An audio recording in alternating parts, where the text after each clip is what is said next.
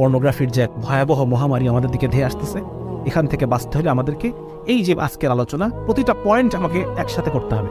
1 নম্বর হচ্ছে ঘৃণা তৈরি, 2 নম্বর হচ্ছে নিজের ভিতরে একটা ব্রেক তৈরি করা, 3 নম্বর হচ্ছে নিজের নিয়ন্ত্রণ আরেকজনের হাতে দিয়ে দেওয়া, 4 নম্বর হচ্ছে কারো সহায়তা নেওয়া। কারো সহায়তা, একা একা পারবেন না আপনি, একা একা তো বহুবার আমরা চেষ্টা করেছি, একা একা আমরা পারি নাই।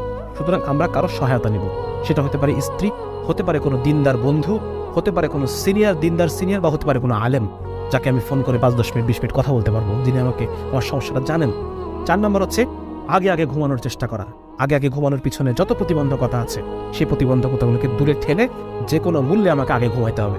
তারপর 4 নম্বর 5 নম্বর হচ্ছে নিজেকে ব্যস্ত থাকতে বাধ্য করা, নিজেকে ব্যস্ত থাকতে বাধ্য করা, নিজেকে ক্লান্ত করে ফেলা, প্রতিদিন ফিজিক্যাল অ্যাক্টিভিটি করা, প্রতিদিন খেলাধুলা করা।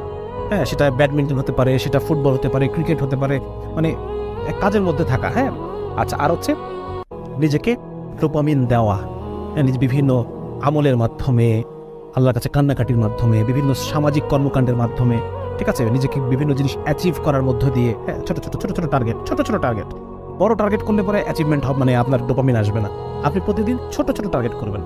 আজকের দিনের জন্যই বাঁচেন, যে আজকের দিনটা আমি পর্নোগ্রাফি থেকে দূরে থাকবো, আজকের দিনটা থাকবো। প্রতিদিন সকালে উঠে নিয়ত করেন যে আমি আজকের দিনটা পর্নোগ্রাফি থেকে বেঁচে থাকবো। এরপর 2 দিন টার্গেট করেন, 3 দিন টার্গেট করেন, 5 দিন, 10 দিন, এভাবে টার্গেট করেন। টার্গেটগুলো যখন অ্যাচিভ করবেন, হ্যাঁ, বিশেষ করে এই অ্যাপের কথা বললাম, অ্যাপটা ব্যবহার করার মধ্য দিয়ে তখন আপনার মধ্যে একটা কনফিডেন্স আসবে ইনশাআল্লাহ তাআলা।